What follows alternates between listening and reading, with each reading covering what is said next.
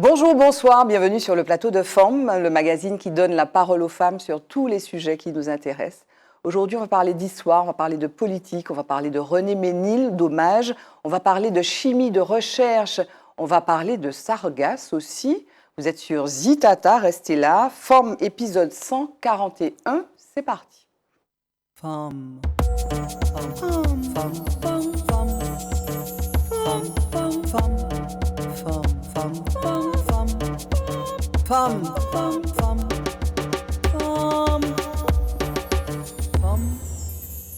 Voilà, je suis avec mes invités, contente d'être en bonne compagnie de Priscilla. Priscilla ou Priscilla? Priscilla Lambert. Priscilla Voilà. Lambert, donc il y a deux L, Priscilla Lambert. Et puis il y a Geneviève Sézy-Ménil. Comment ça va, Geneviève? Très bien. Ça va? Tu es déjà venue sur ce plateau? Oui, plusieurs fois. Il y a Merci longtemps. beaucoup. Plusieurs Non, fois? Une Seule fois. Tu as c'est tellement vrai. l'habitude de faire des médias et tout. Désolée. Voilà, non, mais merci en tout cas d'être là. Et je suis vraiment ravie que vous soyez. C'est intergénérationnel cette émission. Et je suis sûre qu'on va discuter, apprendre des choses ensemble. Exactement. Est-ce que tu peux te présenter, s'il te plaît, Priscilla? Je me présente. Donc, je suis Priscilla Lambert, donc doctorante en chimie, microbiologie. Donc, sur une thèse de 3 années qui se termine très bientôt en septembre. Et ma thèse porte sur l'extraction et la caractérisation des métabolites secondaires issus des algues sargasses, donc dans le but de protéger des surfaces telles que les métaux ou les surfaces en plastique, du coup de la corrosion et de la contamination bactérienne. Tu as tout compris, Geneviève? Oui. Oui. Oui, c'est Mais toi, tu viens de ce intéressant. milieu-là, non? Tu viens un peu de milieu Non, pas du tout. scientifique, non? Pas du tout. Moi, Non j'étais non technique, moi plutôt. Ah, technique, pas scientifique, J'étais technique. gestionnaire. Voilà. Comptable, non? Exactement, professeur voilà. de comptabilité. Peux-tu te présenter, s'il te plaît? Je m'appelle Geneviève Sézy-Ménil. Je suis la veuve de René Ménil, vous le dites tout de suite. Et moi, je fais des études de gestion, donc.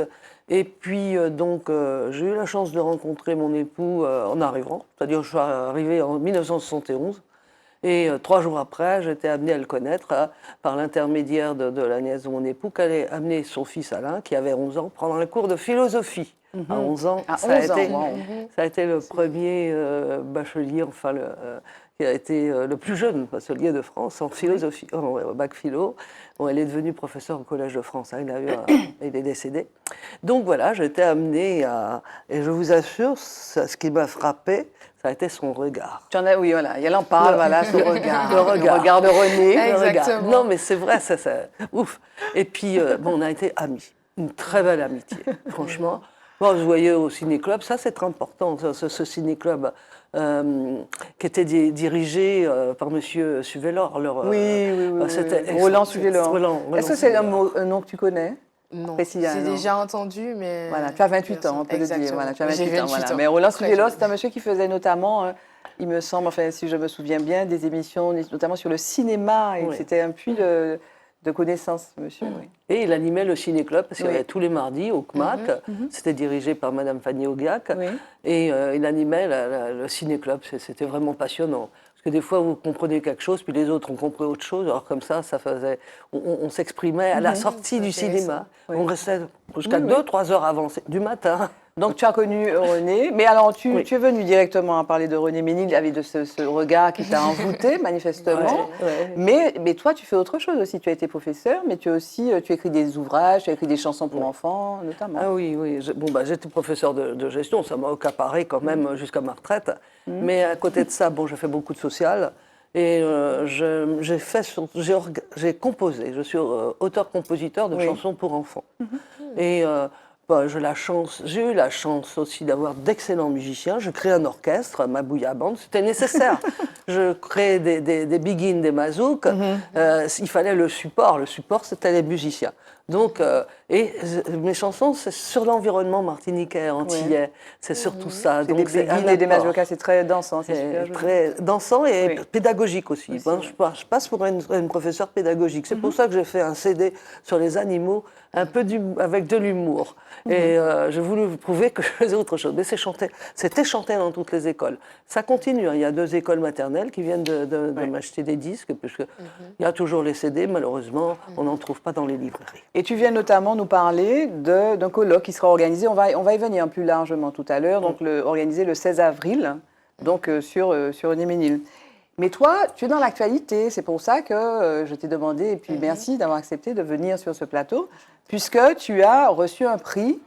C'est ma thèse en 180 secondes. Exactement. Donc, tu parlais de tes travaux, effectivement, sur les inhibiteurs issus des sargasses pour la protection des métaux. Tu vas nous expliquer, parce que à la base, quand on dit les sargasses, on pense à une odeur de pourri. Exactement. On pense à tout ce qui est, la corrosion que ça, voilà, les problèmes de corrosion que ça implique.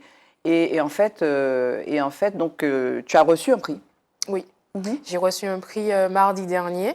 Donc, c'est ma thèse en 180 secondes. C'est un concours à l'échelle internationale et qui consiste en fait à vulgariser ces travaux de recherche. Et j'ai décidé du coup de participer pour voir si j'étais capable justement de surmonter ma timidité et capable aussi de synthétiser et de transmettre les informations très scientifique à un public très large qui puisse comprendre ce que je fais. Et c'est un très bel exercice parce que justement, en tant que scientifique, on n'a pas forcément l'occasion de s'exprimer. On est toujours derrière notre paillasse et c'est un véritable défi. Donc du coup, c'est un concours qui se déroule à l'échelle régionale, à l'échelle nationale, puis à l'échelle internationale. Donc, du coup, j'ai remporté le premier prix jury, à l'unanimité d'ailleurs, qui m'a franchement émue encore plus. On va regarder ta prestation tout à l'heure. D'accord. Et du coup, la semaine prochaine, j'aurai les demi-finales nationales. En avril, alors au moment où on enregistre, En mars. En mars. Oui, en mars, les deux. On enregistre, alors nous on est transparent, on enregistre cette émission le 22 mars. Et donc c'est quand le... Ça se déroulera le 29 mars à Paris. Voilà, oui, donc voilà, donc dans quelques jours. Exactement. Et puis on va suivre ça, on va suivre ça. Mais c'était pas la première fois que tu te présentais? Non, c'est pas la première fois que je me suis présentée. L'année dernière, je me suis également présentée. Après, il est advenu ce qui est advenu. Et tu as eu le deuxième prix? J'ai eu le deuxième prix public l'année dernière. Et ce qui ne m'a pas permis de me qualifier au national. Et donc, du coup, j'ai retroussé mes manches et je me suis représentée parce qu'il ne faut jamais abandonner. Il faut toujours... Même si on chute, il faut persévérer et on va y arriver au bout d'un moment. Tu es d'accord avec ça? On est bien d'accord. Ça semble bien de ce côté-là. Mais quand même, 180 secondes, c'est-à-dire 3 minutes. 3 minutes. Oh, mais c'est insuffisant. T'as vu, ça, il faut regarder ça pour synthétiser. Hein, oui. pour synthétiser. C'est extraordinaire. Oui, résumer 3 ans de recherche. 3 ans de recherche. C'est pas rien. On va venir tout à l'heure. Là, je vous propose qu'on fasse le premier stop dans l'émission. Focus, on parle de toute autre chose. Ça va intéresser Geneviève, je suis sûre.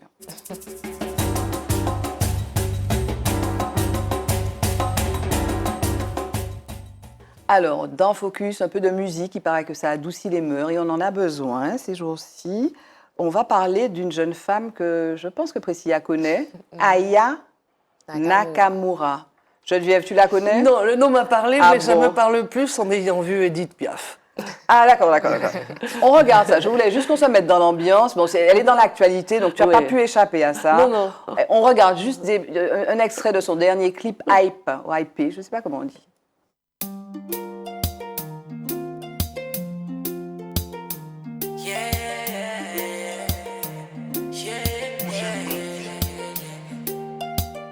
Je crois que je ne t'aime plus. Je vais changer de vie, de numéro. Ce que je devais voir, je l'ai vu. J'ai comme retrouvé la vue. Je demande ce qui m'échappe. Tu me dis que je vais laisser. Voilà, retour sur le plateau avec Priscilla et Geneviève. Alors, on voit, moi j'ai voulu qu'on voit ces très belles images. Aya Nakamura qui a fait la couverture de Vogue, de très belles photos. Cette jeune femme, on l'a dit, je suis sûre, Geneviève, même si tu étais très occupée par la préparation du colloque, là, sur René Ménil, mais tu as entendu parler de cette polémique. Parce que Aya Nakamura, donc il y a une espèce de bombe qui a été lâchée par le président de la République. Tu as suivi ça, Priscilla? Oui, j'ai suivi. Qui a dit, il y a les JO en juillet à Paris, c'est Aya Nakamura qui va présenter, qui va chanter. Comme on chante, quoi, tu vois, pour ouvrir le truc. Et pour ouvrir les jeux. Et Aya Nakamura, c'est la personne qui est la plus écoutée dans le monde. Et le rythme qu'on a entendu, c'est quoi le rythme qu'on a entendu d'après toi? Le morceau qu'on a entendu, AEP, c'est quoi le rythme, Priscilla? C'est du zouk. C'est du zouk, c'est pas joke, c'est du zouk. Donc c'est une jeune femme notamment donc, qui est hip-hop, qui est R&B, et puis qui est vraiment mainstream, comme on dit. Quoi. Elle est écoutée à travers le monde. Elle fait les couvertures de Vogue, elle travaille avec Courrèges, etc. Et alors, branle-bas de combat... tout le monde levait le bouclier, tout l'extrême droite et tout. Non, c'est pas possible parce que le président a dit elle va interpréter du Piaf. Donc elle n'a même pas interprété le zouk là qu'on a entendu Exactement. ou sa musique, elle va interpréter du Piaf. Et alors là, tout le monde, il y a des sondages. Non, on veut pas Aya Nakamura. Elle s'appelle Aya Nakamura. Qu'est-ce que vous en pensez? Qu'est-ce que peut-être Priscilla qui la connaît? Qu'est-ce que tu en penses? Moi, je pense que c'est une très belle initiative de la part du président, parce que pour moi, c'est une artiste. Bon, après, ce n'est pas du goût et de tout le monde. C'est de toi qui aimes bien, toi? Moi, j'écoute du Aya Nakamura. Pas aussi souvent que d'autres artistes, mais j'écoute. Après, elle représente une nouvelle génération qui est très en vogue, en fait. Donc, pour moi, sa manière de... En fait, cette polémique vient plus, je pense, de sa manière de s'exprimer dans ses chansons. Elle invente des mots. Exactement. Elle utilise des mots que les gens ne comprennent pas. Par exemple, en Kachana Baby, je sais pas, hein, parce que Jaja, c'est son tube. Ah, Jaja. On m'a dit en Kachana Baby, tu dead ça. J'ai appris ce que ça voulait dire en Kachana Baby. Donc c'est un peu osé, c'est un peu voilà, un langage familier, le langage peut-être de certains jeunes. Et donc ça passe pas. Moi, je trouve on l'a pris beaucoup pour cible.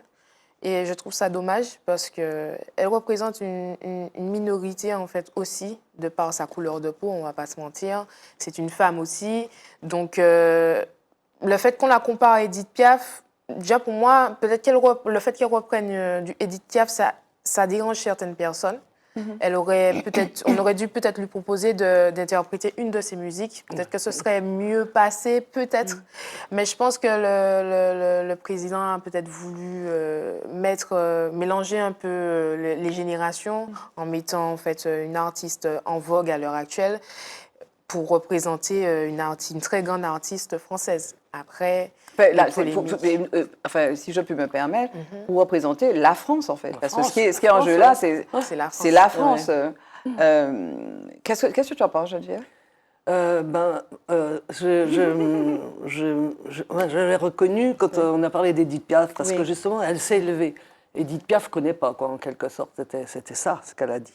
Et donc, oui. Ah non, c'est pas ça la polémique. Hein. Moi, je ne parle pas de la polémique, c'est quand on lui a informé qu'elle ferait du Edith Piaf. Ça a été son étonnement et son... Non, mais c'est vraiment... Mais c'est pas la polémique, ça. Non, la polémique, c'est... Oui. Donc, je ne l'ai pas suivi. C'est difficile à trancher. Que ce soit un choix pour elle, je trouve que c'est pas plus mal. Je trouve que c'est bien, parce que surtout avec les événements qui se passent, au contraire, c'est difficile pour certaines personnes. Maintenant... je ne sais pas, pour le choix du chant, je pense qu'il fallait discuter avec elle plutôt que d'emblée de lui dire ça. Quoi. Que c'était Edith Piaf. Parce que c'était Edith Piaf. Edith Piaf, c'est un fleuron, mais c'est difficile. On ne peut pas comparer cette femme qui est magnifique aussi. Bon, Edith Piaf, elle avait son talent, mais je crois que c'était une erreur quand même. Ah oui. Enfin, Edith Piaf, je pense que le choix, si je peux me permettre cet avis-là, le choix, c'est parce qu'Edith Piaf représente effectivement la chanson française, avec aussi Paris aussi, éventuellement. Et puis, c'est le patrimoine international, universel, Edith Piaf. Donc, n'importe qui peut chanter Edith Piaf. Pour ma part, je pense que si elle avait on lui avait demandé d'interpréter un de ses titres, ça serait encore plus mal passé. C'est Jaja, devant. Enfin, bon, bref. Donc, pour vous, cette polémique, elle a lieu d'être ou pas? Pour moi, elle n'a pas lieu d'être. Oui, je pense que l'erreur, ça a été de ne pas avoir discuté avec elle. Exactement. Elle n'était pas au courant. Ça, c'est le choix. Elle n'était pas au courant. Ça lui est tombé comme ça sur le dos. Elle n'a rien demandé. Donc, c'est un petit peu une petite manip peut-être, éventuellement. Ouais, moi, je pense que c'est ça. Parce que... Bon, jingle, mot de femme, on continue.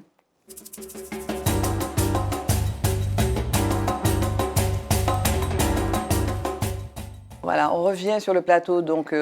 on a écouté un peu de Aya Nakamura. C'est compliqué à dire son nom. On dit Ayana, c'est pas Ayana, c'est Aya Nakamura. Pour parler de Priscilla et de Geneviève. Donc René Ménil à travers Geneviève, et puis les Sargasses à travers Priscilla, et puis les études. Pourquoi tu es chercheur? Tu as choisi ce cursus-là? Oh papa, il cache tout. Franchement, on va dire que la vie m'a dirigée vers la recherche. Donc, effectivement, depuis petite, je répétais à ma mère, je veux être docteur, sans savoir qu'il y avait différents types de docteurs. Moi, je voyais juste le médecin. PhD, c'est ça? Exactement. Ça veut dire quoi, PhD? Donc, du coup, c'est en fait, c'est la dénomination en version anglaise de docteur. Donc, c'est docteur en philosophie. Donc, le PhD docteur.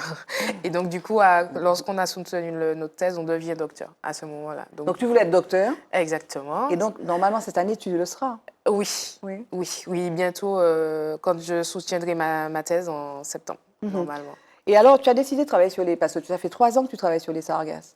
C'est quoi? C'est ça? Bien plus longtemps. Officiellement. D'accord. Officieusement, ça fait un peu plus longtemps parce que j'ai fait un master de chimie, donc spécialisé dans la chimie des ressources naturelles et tropicales. Donc, durant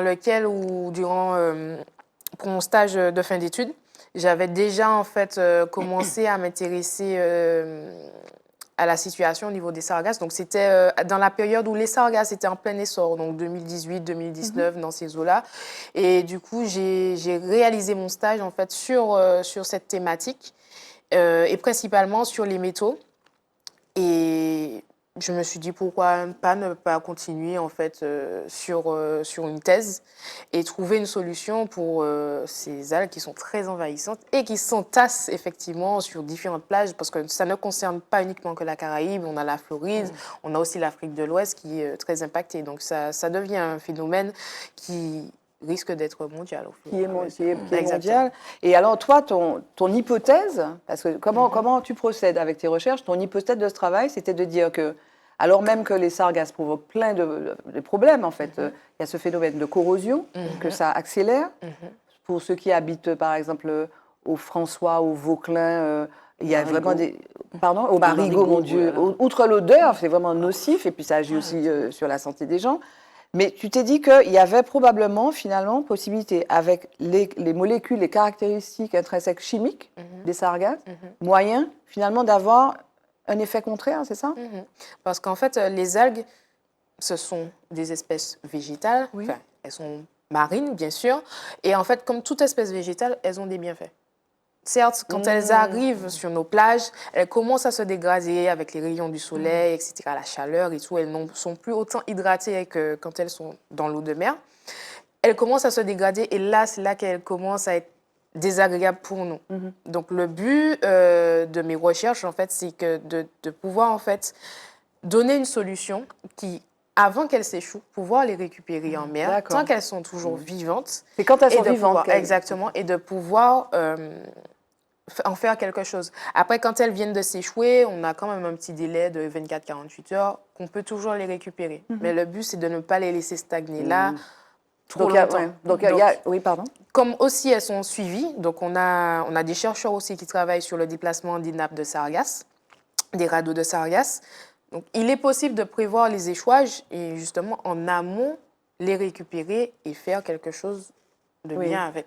L'intérêt, c'est vraiment que toi, comment dire, ton travail va obliger, s'il y a effectivement une utilité après coup, enfin une utilité des sargasses, ton travail va obliger à aller les récupérer pour faire une ressource utilisable. Parce qu'effectivement, aujourd'hui, elles arrivent.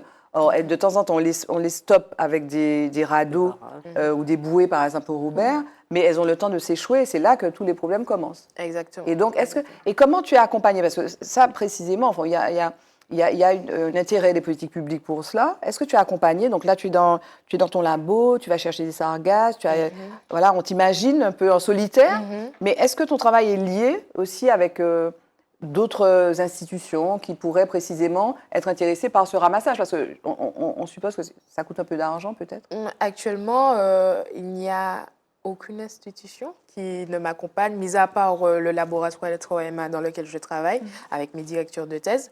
Et donc, du coup, en fait, ma thèse, en fait, de par mes résultats de master, j'ai pu obtenir une bourse d'établissement. Donc, elle n'est pas sponsorisée par la région ou autre. Donc, à l'heure actuelle, institution publique qui s'intéresse à mes travaux de recherche, non. Peut-être qu'après ta thèse en 180 secondes, ce sera un peu différent. J'espère que ce sera une solution en fait pour tout le monde. Donc, du coup, Est-ce qu'on peut regarder ta thèse en 3 minutes 180 secondes, en fait? Oui. Le cinéaste Louis Malle a dit Quand vous venez d'ailleurs, vous voyez des choses que ceux qui sont plus familiers avec l'environnement ne remarquent plus. Vous le savez déjà, notre région est belle. Mais savez-vous qu'ici, les 3/4 de nos objets ne résistent pas au climat environnant? Soit ils se corrodent, soit ils sont contaminés par la dernière bactérie à la mode. Prenons l'exemple de la machine à laver, ou mieux encore, le climatiseur. Ça tombe bien, nous sommes en plein carême. Et qui dit carême dit chaleur. Vous décidez d'en installer un dans votre maison. Mais le compartiment extérieur qui achemine l'air à l'intérieur de votre domicile va devoir cohabiter avec l'eau de pluie et avec les molécules présentes dans l'air, telles que les sels marins qui vont abîmer sa matière et les bactéries qui vont s'attaquer à votre corps. Après quelque temps, votre état de santé se dégrade. En parallèle, une couleur rouille prend place sur votre climatiseur. Tout naturellement, vous décidez de le faire contrôler. Et là, désillusion, impossible de le réparer. Il faudra en acheter un nouveau. Encore une dépense imprévue, et tout cela à cause d'un métal qui ne résiste pas à votre milieu de vie. Dépenses parmi tant d'autres, me direz-vous, mais dépenses qui représentent chaque année plus de 1,5 milliard d'euros à la France. C'est donc sur ces domaines que porte mon sujet de recherche. Améliorer nos conditions de vie tout en faisant attention à notre environnement. Et c'est là qu'interviennent les sargasses. Tous les jours, depuis 3 ans, je récupère de toutes petites molécules naturelles dans ces algues. Une fois ces molécules extraites, je les teste dans mon laboratoire et en milieu réel sur plusieurs métaux et diverses bactéries, mais également sur divers organismes vivants pour évaluer leur effet toxique. Figurez-vous que cette algue a dépassé toutes les attentes, car les molécules secondaires qui composent aussi la sargasse ont la capacité de déjouer le processus de corrosion de l'acier, du cuivre, du zinc et de bloquer, voire éliminer la croissance des bactéries nocives sur nos objets. Vous vous rendez compte du potentiel que nous offrent ces algues? Grâce à mes travaux de recherche, il sera bientôt possible de développer un produit éco-compatible qui augmentera la longévité de nos matériaux. Un produit qui entrerait dans le processus de conception de nos objets et résolverait de manière saine et durable une catastrophe écologique et sanitaire d'ordre mondial. Maintenant, si je vous dis corrosion, vous me répondrez tous sargasse. Ensuite, contamination bactérienne. Sargasse. Et pour finir, protection des matériaux. Sargasse. Vous l'avez donc compris sur ces belles paroles, la sargasse peut tout aussi bien détruire que solutionner nos problèmes. Et bien sûr, je vous laisse méditer dessus.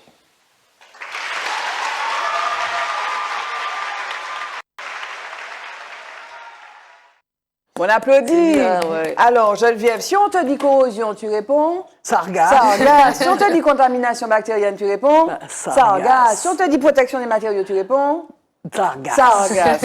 On a compris. Qu'est-ce que c'était le plus difficile C'est pour toi? super. C'est C'est super. bien. Et c'est un exercice génial. Hein? Et tu t'es regardé, tu as préparé ça en te regardant dans le Oui, miroir. on a eu, j'ai été, tous les candidats, on a été assistés par des coachs. Donc, je tiens principalement, particulièrement à remercier mes coachs, donc à Mme Atika Azoui et M. Jacques Brunet, qui nous ont accompagnés durant cette période pour déjà nous entraîner, le débit de parole, les gestes. Je ne suis pas très gestuelle quand je parle, surtout quand je suis debout. Donc, du coup, ça a été un travail c'est un petit peu de théâtre. Exactement. Et surtout, trouver les mots. Parce qu'ils se sont vraiment imprégnés de nos sujets de thèse respectifs pour qu'on puisse au final transmettre ce qu'ils ont compris avec des mots simples et compréhensibles. C'est pas évident. Oui, c'est toute une démarche. Voilà. Ah ouais. Et alors, tu me donnes la possibilité de faire le lien avec Geneviève. Si tu devais, Geneviève, en 180 secondes, nous parler de René Ménil, tu dirais quoi? Allez, chrono, top chrono. Déjà, il est né. Il est né. Officiellement, il est né le 15 février 1907. Et c'est officiel. Mais dans la réalité des faits, c'est pas vrai. Il est né le 8 décembre 1906. Parce qu'à l'époque, il fallait descendre en ville. Enfin, les gens n'allaient pas enregistrer les enfants quand il le fallait, au moment précis. Et puis, je dirais donc qu'il, très tôt, il s'est rendu compte qu'il avait une action à faire en tant qu'individu en Martinique. Au plan politique, au plan social, enfin, donc très tôt, à l'école primaire déjà. Donc il a fait, alors il était quand même le 7e enfant, il avait 3 frères et 3 sœurs. Il a perdu une sœur à l'âge de 15 ans, et il avait, pas lui avait 15 ans, c'est elle qui avait 15 ans quand elle est décédée. Et bon, ça l'a beaucoup marqué. Il a fait ses études à l'école du Gros Morne, l'école primaire. Ensuite, il est rentré pour la 6e, ça se faisait au lycée Schulcher. C'était le seul lycée qu'il y avait à l'époque. Hein. Donc, il a fait jusqu'à la classe de baccalauréat. Et il avait pris une section philosophie, donc il est parti en France pour continuer ses études. Pour pouvoir partir, il n'y a pas les moyens, il n'y a pas d'argent, mais tous ceux qui désiraient partir, qui n'étaient pas bien nantis, il fallait passer le concours général qui attribuait la bourse. Donc il a passé le concours général et il a pu avoir la bourse, ce qui lui a permis de partir, parce que le voyage était payé en 3e classe, mais enfin il voyageait quand même en bateau, il fallait un bois pour y aller à l'époque, et rentrer à Louis-le-Grand. Il a fait partie de Louis-le-Grand. Mais ça ne lui convenait pas de dormir dans des dortoirs. Enfin, c'est ça qui l'a marqué. Il faisait 40 personnes. Donc comme pensionnaire, il s'est un peu retiré. Il ne dormait pas. Mais en plus, il s'est inscrit à la Sorbonne pour passer vraiment son diplôme de philosophie. Il te reste 1 minute. 1 minute. Oui, les 3, on fait le même exercice. Non. Mais non, mais après tu vas t'apesantir. J'aurais dû avoir une lampe là. Non, mais pas de problème. Donc il passe, voilà, il est là. Et puis il regroupe, parce qu'il pouvait le faire à Paris, donc il regroupe les gens dans un très important qui s'appelle Légitime Défense. Il a fait la revue, qui est le premier manifeste anticolonialiste martiniquais. Il est reconnu mondialement. Il n'était pas tout seul avec des amis. Il disait toujours nous, mais pas je. Ensuite, il est devenu, il est membre du Parti communiste, il a été l'un des fondateurs du Parti communiste martiniquais. Il a été rédacteur en chef du journal Justice, le journal communiste Justice. C'était pas suffisant, donc avec d'autres, il a créé la revue Action, qui vraiment analysait les problèmes en profondeur. Ensuite, il a fait une revue tracée, on n'a pas tracé. Auparavant, il y a eu pendant la guerre en 1939 et à partir de 1941 la revue Geneviève, c'est un exercice, mais ne t'en fais pas. C'était juste pour voir si tu étais capable. Mais bravo, tu as presque fini. Mais là, tu vas pouvoir reprendre ton souffle. Voilà. C'était juste pour qu'on mesure. Voilà, c'était juste pour qu'on mesure, mais vraiment la performance, c'est pour elle. Tu t'en rends compte? Non, mais je l'ai su quand ils ont annoncé qu'on créait ça, d'ailleurs, il y a plusieurs années. J'ai dit, c'est impossible, une thèse en 3 minutes. Franchement, je suis contente là, parce que ça conforte, parce que je disais, je doutais, c'est pas possible, comment moi aussi, je me suis dit la même chose. C'est une bonne idée, parce que je vais m'entraîner. Il faudrait sortir parce qu'elle un peu bavarde. Mais attends, juste, mais tu vas continuer sur René Ménil et vraiment, tu auras tout le loisir de le faire. Est-ce que tu as compris, tu as entendu ce qu'elle te disait? Donc, tu connaissais René Ménil, Priscilla? Non, du tout. Voilà, donc c'est vraiment utile le travail que tu fais depuis des années, Geneviève. Je te laisse reprendre le souffle en montrant donc finalement le travail de Geneviève. Donc son époux a fait des choses et elle, donc il est décédé en 2004. En 2004, oui. Donc depuis ce jour, Geneviève est vraiment là à faire reconnaître ce qu'il a fait. Et regarde, elle a édité 2 tomes avec ses écrits. Pas tous d'ailleurs, pas tous. Ah non, pas tous, tout. C'est presque tout ce qu'il a écrit. Alors je précise, parce qu'il y a des critiques actuellement là. Il a écrit essentiellement, pas essentiellement, en priorité pour la Martinique. Il a mis, bien sûr, pour le journal Justice, parce qu'il était communiste. Le journal Justice, c'est le journal des communistes. Donc, et c'était son but. Premier. Justice. Ensuite, mais ça s'est pas arrêté là. Il a écrit dans d'autres revues en Martinique, dans d'autres journaux. Vous avez Mibi, ça, mais c'est une revue Action, c'est communiste. Donc, il a écrit dans Mibi, dans Carbet, dans la revue, dans pas mal de revues, même dans des revues politiques indépendamment de la Justice. Il avait quand même, c'était très large. Mais c'est vrai qu'il n'en parlait pas, il se montrait pas, il était très discret. Il a donc. Alors oui, explique-nous c'est l'original. Il a créé avec Aimé Césaire et Suzanne Russier, ils ont créé la revue Tropique, c'est un document, un livre de résistance. C'était pour résister contre le système de Vichy, c'est-à-dire représenté par l'amiral Robert en Martinique. Mais c'est très fort comme livre. Il y a une double lecture. Il y a la lecture primaire, puis il y a tout ce que ça veut dire derrière, parce que c'était vraiment un langage un peu codé quand même, hein, ce qu'il faisait. C'était un travail qu'il faisait aussi, qui était important, trouver les mots qu'il fallait pour pas se heurter au système de Vichy ou de Robert. De censure. C'est parce qu'il fallait l'autorisation. Hein.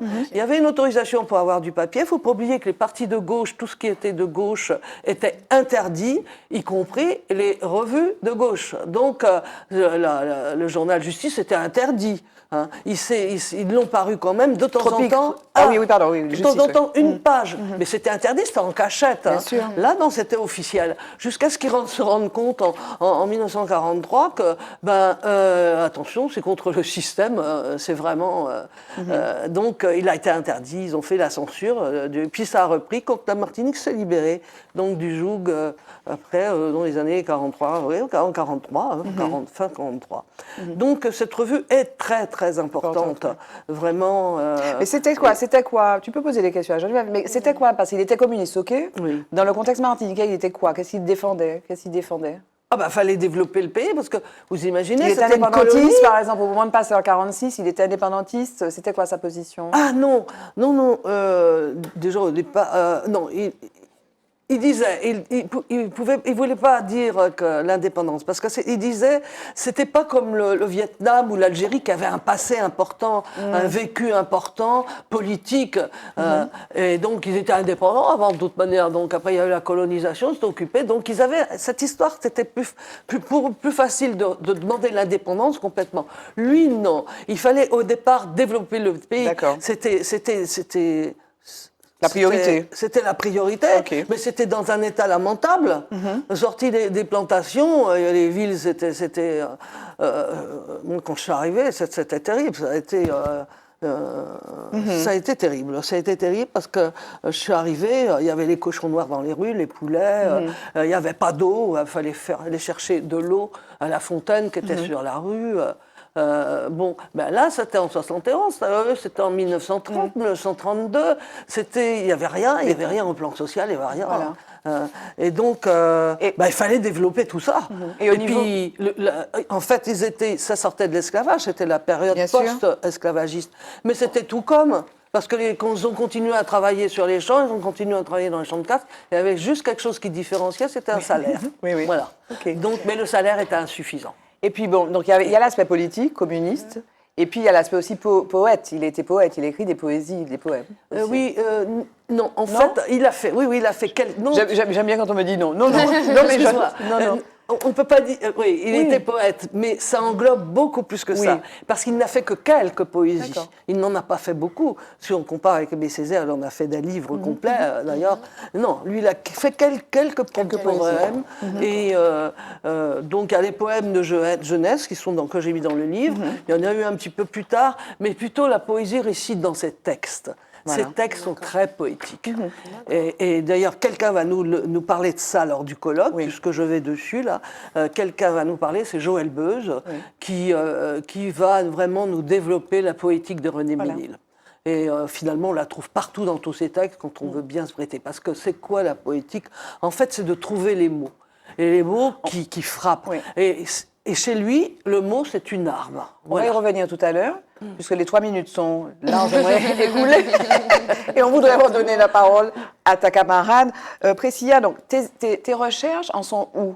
Donc, on disait, est-ce que finalement, tu as fait la démonstration de l'utilisation possible, de l'utilité possible de certaines molécules des sargasses, puisque c'est bientôt là, donc tu as abouti à quoi? Est-ce que tu as fini? Est-ce que tu as démontré? Est-ce qu'on aura bientôt dans les boutiques un produit à base de sargasses de Martinique qui prélevé avant échoua sur les côtes de Martinique? C'est tout le souhait que j'aurais aimé avoir. À l'heure actuelle, effectivement, pour le pitch de ma thèse en 180 secondes, je n'ai pas détaillé toute la partie scientifique, mais j'invite tout le monde, justement, à voir mon prochain pitch qui aura lieu le 29, où je détaille vraiment plus la partie scientifique, donc l'exercice est encore plus corsé.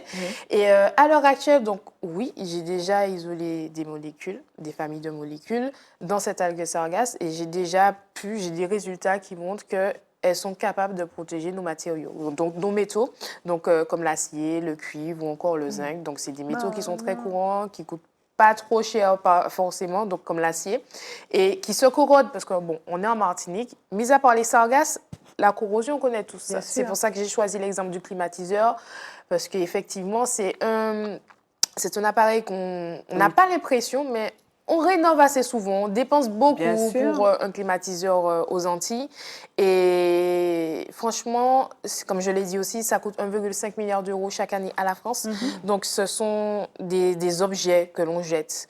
Par exemple, les industriels, au lieu de réparer quand la machine tombe en panne, ils préfèrent racheter une nouvelle machine parce que ça leur coûte encore plus cher que de faire réparer ou de faire rénover. Donc, du coup, voilà.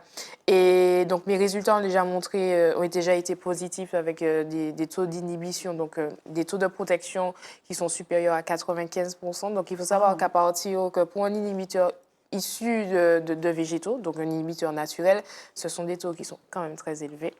Et j'ai déjà aussi des résultats donc, sur le plan microbiologique qui montrent que certaines de ces molécules permettent de ralentir la prolifération des bactéries sur nos surfaces.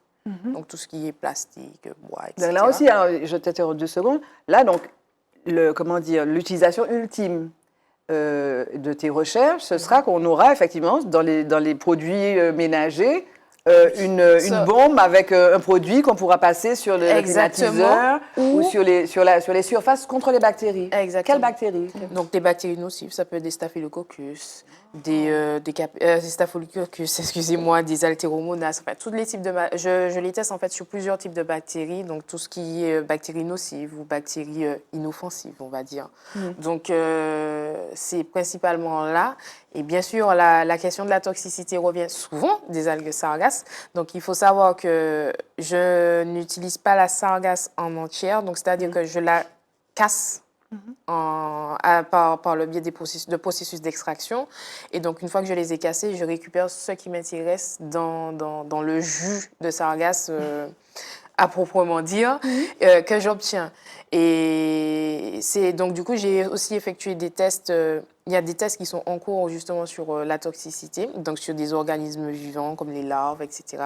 Il y en aura aussi qui seront réalisés très bientôt sur des cellules humaines. C'est passionnant, hein? Ouais, C'est passionnant. On attend, on Je attend. peux poser une petite question? Est-ce que ce serait possible aussi de le transformer par la consommation? Je suis allée au Japon, alors ils nous mettent des algues dans tout. Ça devient insupportable d'ailleurs parce que... C'est wakame, c'est le wakame qu'on mange. Mais bon, c'est vert, oui, oui. On m'a déjà posé cette question-là. Franchement, à l'heure actuelle, j'ai pas encore testé de les manger, ça c'est sûr. Mais je pense que ce serait possible. Tout est possible en fait. Donc il y a certaines algues aussi qui sont nocives. On a les algues vertes en Bretagne, on a les algues aussi en Chine et tout. Donc je pense que ce serait possible également. Donc à l'heure actuelle, je laisse ça à mes collègues chercheurs qui sont plus focalisés sur tout ce qui est nutrition pour savoir s'il y a quand même des bienfaits pour l'homme. Mais pour répondre à ce que tu me disais tout à l'heure là, dans les produits qui seraient ménagers aussi, oui. Pourquoi pas? Mais le but, ce serait qu'aussi, mon objectif, ça aurait été qu'à la base en fait, de la conception du matériau, qu'il y ait déjà une couche de protection qui soit présente. Oui, comme ça évite justement aux populations de devoir débourser encore pour Et alors, chose. c'est quoi les prochaines phases? Parce que on n'est pas du milieu, mais donc tu as mis au point ton truc, ok, 95%, 99%. Donc, il faut développer ça. Tu vas aller voir des industriels, des investisseurs. Le but, ce serait d'avoir... Tu vas faire breveter ça très vite, là, en septembre. Tu l'as déjà fait, peut-être? Tu l'as déjà fait? Oui, ce sont des choses qui sont déjà faites. Exactement, ce sont des choses qui sont déjà faites, c'est unique.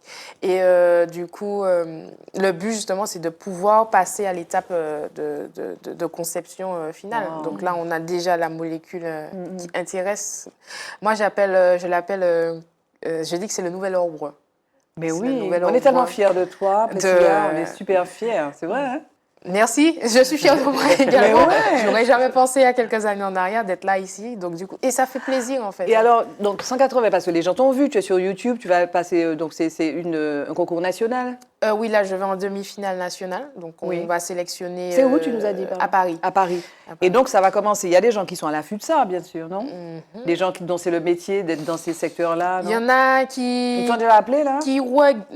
En fait, il n'y a pas eu beaucoup, on va dire. Je pense que l'algue sargasse, c'est toujours un petit peu tabou pour certains. Je n'ai pas eu beaucoup de retours à ce niveau. Donc, mis à part quelques plateaux le plateau télé que j'ai pu faire ici aujourd'hui, j'ai pas eu beaucoup de retours à ce niveau. Après, je pense que certaines personnes attendent de voir ce que ça va donner aussi à l'échelle nationale, parce qu'effectivement, pour mon pichou régional, je ne suis pas rentrée dans tout ce qui est phase technique, etc., scientifique et tout. C'était délibéré. Parce que moi, tu as fait ce travail-là. Oui, j'ai fait ce travail. Tu es chercheuse, donc ce travail est fait. Là, tu es dans la Exactement. communication, ce travail est fait. Donc, Exactement. pour ceux que ça intéresse de développer des produits qui vont permettre de régler des problèmes, je pense que ça peut être... Non, parce que là, c'est la recherche fondamentale, en fait. La recherche appliquée, après, ben, c'est autre chose au niveau des entreprises. Exactement. oui, mais il va s'y intéresser après. Oui, on va déjà terminer la thèse. On va déjà terminer de rédiger la thèse et puis, oui, ce serait là après. Pourquoi pas un post-doctorat ou autre chose. Donc toi, ta prochaine échéance, c'est le 29, on a compris. Toi, ta prochaine échéance, c'est le 16 avril. Le 16 avril. Donc ce colloque, donc raconte-nous. Donc il y a des gens qui... Avant, je vais revenir sur juste ça. Vas-y, je t'en prie. Légitime Défense a été imprimé une première fois, la première fois. Après, ça a été édité par un éditeur, Jean-Michel Place. Et quand il est arrivé, quand il a tout vendu, il m'a demandé l'autorisation de le refaire. Je l'ai donné. 8 ans après, c'était pas fait. J'ai été le voir. J'ai dit, je l'autoproduis. Bien m'en a pris. Parce que j'ai trouvé, comme je travaillais à la recherche de documents pour faire ces livres-là, j'ai trouvé des documents en 1933, les articles qui auraient dû faire l'objet de la revue numéro 2. Ça, c'était la numéro 1, mais elle est restée numéro 1, unique. Et donc, à l'intérieur, il y a les articles supplémentaires, il y en a 13 qui sont dedans. Et il y a des articles très, très forts qui méritent d'être lus. Alors, pour en revenir au colloque, donc il arrive bien, là, ça fait le 16 avril. Ça fait le 16 avril, oui, ça fait déjà un petit moment que je travaille dessus. Bon, j'ai des amis qui m'aident, il faut le dire. Et donc, c'est vraiment très important. Ça couronne, en fait, ça couronne un peu le travail que je fais depuis 20 ans. 20 ans, je travaille dessus depuis Jourigny. J'ai arrêté les chansons. Je suis sortie de la chorale Joie chanter où j'étais trésorière aussi. J'étais obligée pour me consacrer. C'est un travail important. Vous savez ce que c'est que la recherche? C'est de la recherche littéraire, c'est un peu pareil. Pas tout à fait quand même. Et donc, ça couronne ces 20 années. Et donc, c'est un grand hommage. Qu'après, peut-être une dimension supérieure à ce que je pensais, mais tant mieux, finalement. Et... donc pour l'occasion, donc ce sera à l'Atrium. Oui, alors ça sera à l'Atrium, donc toute la journée, à la grande salle de l'Atrium. Pourquoi la grande salle? Déjà parce que nous attendons quand même un certain nombre, un public, nous espérons important, mais aussi nous espérons des étudiants de l'université. Il faut attirer l'attention. Oui. Ils peuvent faire des thèses à partir de passer ça. le mot. Oui, c'est ça, vous faire passer le mot. Et je ferai passer le mot. Ça, c'est Il n'y a aucune thèse, j'ai eu aucune étude qui a été faite sur lui. Pas de thèse, rien. S'il y a, c'est chimie, c'est pas... Et puis donc, et puis aussi les lycéens. Et nous avons contacté donc un grand nombre de lycées pour intéresser quelques élèves. Enfin, ça, c'est les professeurs qui voient ça, qui étudient. Déjà, voir, lire, étudier quelques textes, quand même, s'imprégner un petit peu, parce qu'est-ce qu'il a écrit. Bon, c'était très littéraire aussi, ça a été politique, il a une phase politique, mais c'est de la grande littérature, et c'est de la philosophie. C'était un philosophe. C'est un professeur de philo aussi au lycée Churchill. Et il a montré la voie, il a montré la voie, on ne s'est pas contenté de ça, non, il a ouvert les horizons, il a donné l'identité de la... Il a dit son identité, il a dit ce qu'il pensait de l'identité martiniquaise. Oui, il a dit la société martiniquaise est ni africaine, ni chinoise, ni indienne, ni même française, mais antillaise, en fin de compte. Antillaise est notre culture. C'est là, c'est trouvé. Alors, et dans Tracé, identité négritude esthétique aux Antilles, là, il développe. Cette idée-là. Et il développe, vraiment.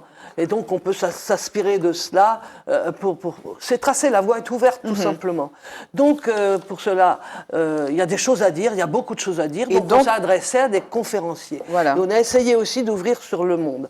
Déjà, s'ouvrir sur le public martiniquais, les jeunes, les moins jeunes, etc. Donc, il y aura 8 conférenciers. Et il y en a 2 qui viennent de l'extérieur. Il y en a 6 locaux, ici.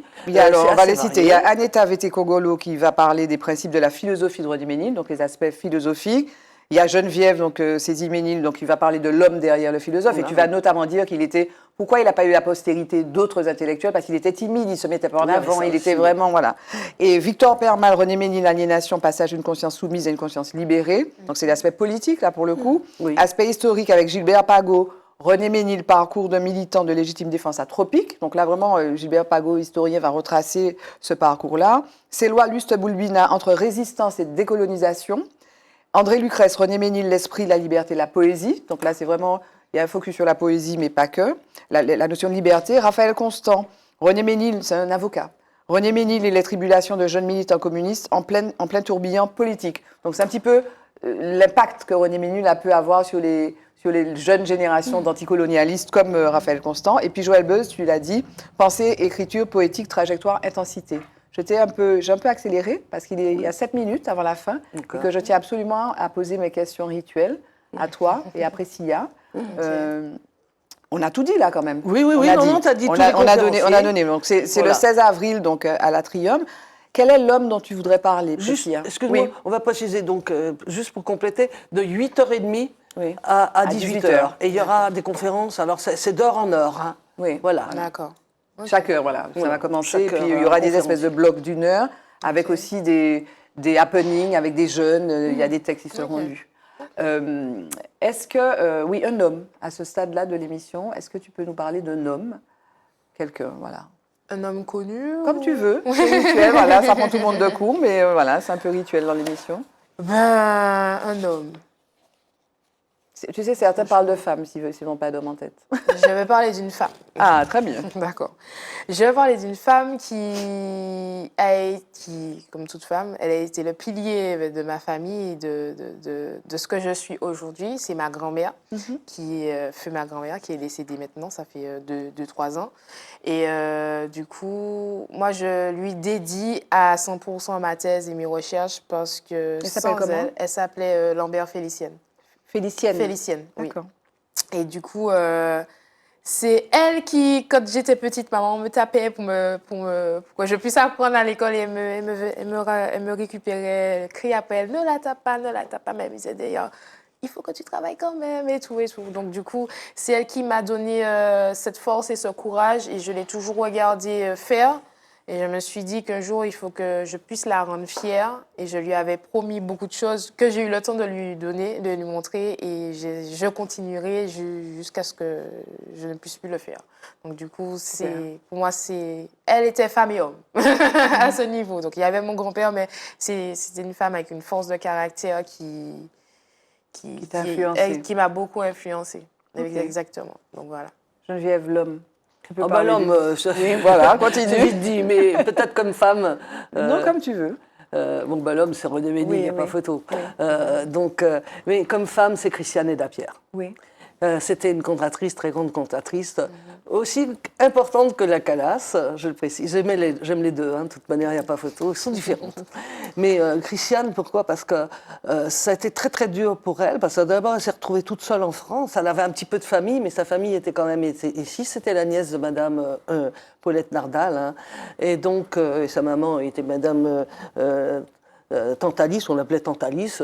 Madame Edapierre, c'est la maman de Christiane, parce qu'elle a eu énormément de courage. Et elle a eu un tel niveau. Elle a chanté avec Pavarotti, il ne faut pas l'oublier, avec les grands de l'époque. Qui la tenait comme ça, par les épaules parce qu'elle était plus grande que lui, alors il avait tendance à la baisser, une fois, lors d'un opéra. Et c'est surtout qu'elle travaillait, tout comme la Galas, les deux, toutes ces cantatrices de ce niveau-là sont obligées de travailler. Tout le temps. Elle a dû passer des étapes. Elle est devenue cantatrice internationale, hein, très très grande, reconnue dans le monde entier. Hein. On devrait passer des films de l'INA, parce qu'il y a de l'Institut de l'audiovisuel, parce qu'il y a des films sur elle, sur ce qu'elle a fait. Et surtout, après, elle est devenue professeure à l'Opéra de Paris. Elle est devenue professeure de chant au conservatoire, de Paris. Et elle a formé beaucoup de jeunes martiniquaises d'ailleurs. Mais elle a fait sa place, mais elle s'est battue. Oui. Ça a été une bataille, vraiment. Et elle est arrivée au summum. Elle s'est arrêtée d'elle-même parce qu'elle avait des problèmes de dos et tout. Elle ne pouvait plus assumer d'être debout pendant 2 ou 3 heures selon les opéras. Donc elle a choisi de se retirer. Elle a continué en formant les jeunes et c'est une belle chose. Ok.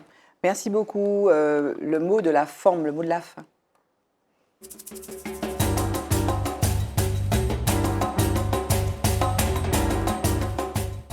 Le mot de la fin, il nous reste un peu moins de presque 2 minutes et demie. Le mot de la forme, le mot de la fin, ce serait quoi, Priscilla, pour toi? Le mot. Enfin, pas le mot, hein, on a plutôt la pensée, la phrase, la réflexion, le message, ce que tu veux. Quand on a un objectif, on peut le réaliser. Il faut savoir se donner les moyens et persévérer, qu'on soit un homme, une femme, qu'on soit riche, qu'on soit pauvre. Il faut toujours y aller. Du début à la fin, il faut persévérer jusqu'à ce qu'on atteigne notre but. J'ai une question, parce que ce sont des phrases qu'on entend. Il faut y aller, on a les moyens, mais est-ce que parfois, on a effectivement les moyens? Quand on n'a pas les moyens, qu'est-ce qu'il faut faire? Quand on n'a pas les moyens, eh bien, il y a plus d'efforts à faire pour être passé par ce chemin-là aussi. Ça va prendre plus de temps, mais il faut essayer de se démarquer. Mais est-ce qu'il ne faut pas demander de l'aide aussi? Il faut demander de Parce l'aide, que c'est vrai effectivement. qu'on peut demander de l'aide aussi. On peut demander de l'aide. On a l'impression que des fois, il n'y en a pas. Bon, il n'y en a pas énormément non plus. Mais il faut savoir taper, frapper aux portes, demander des lettres, faire des courriers, montrer qu'on est là, qu'on peut. Ça ne va peut-être pas impacter tout de suite, mais je pense qu'au bout d'un certain moment, à force d'insister, on va laisser quand même des traces et on va peut-être arriver au but recherché. Tu veux marquer l'histoire? Oui. C'est mon but. De marquer À ma l'histoire. manière, c'est mon but. Exactement. Okay. On te le souhaite. Merci beaucoup. Le mot de la forme, ce serait quoi? Alors moi, je vais rejoindre ce qu'elle a dit, Priscilla. Des enfants faisaient une interview au Marin en me disant « Geneviève, enfin, tu as abouti, tu as réalisé tes rêves. Oui. » Et après, j'y pensais, c'était peut-être pas très gentil sur le moment. J'ai dit « Je n'ai pas de rêve. Je n'ai que des projets. C'est vraiment ce que je lui ai dit. Après, je me suis dit, et pour réaliser ces projets, eh ben, les objectifs, ils sont là. Donc. Et effectivement, on peut demander de l'aide, mais il faut s'adresser à quelqu'un de plus compétent que soi. Ça, il ne faut pas hésiter, surtout pas s'entourer de gens qui ne peuvent pas nous apporter grand-chose. C'est sympathique, c'est bien, mais si on veut, il faut persévérer, c'est certain, c'est énorme le travail, mais il faut savoir aussi recevoir les conseils. Mais les bons conseils, quelqu'un qui sait, qui peut nous guider. En tout cas, merci. Donc, le rendez-vous le 29, on va regarder ça avec intérêt. On va suivre aussi Priscilla qui marque l'histoire avec ses recherches sur les sargasses. Et puis, on se donne rendez-vous aussi le 16 avril pour ce colloque donc, consacré à René Ménil, l'éveilleur des consciences, voilà, avec tous ces jeunes que tu espères à l'Atrium donc, de Fort-de-France. Et puis, si tu es revenu, mais tu vas venir. Bien sûr. Bien sûr, je sais. Merci. Oui. Moi, j'espère surtout que l'université s'empare de cela, de René Ménil. Merci beaucoup Geneviève. Merci beaucoup Priscilla. Merci d'être venue sur ce plateau nous parler de vous. Merci à vous de nous avoir suivis et puis de rester fidèles à cette émission. Je vous retrouve le mardi sur Zitata 21h05. Au revoir. Femme. Femme. Femme. Femme. Femme, femme, femme, femme, femme, femme, femme, femme.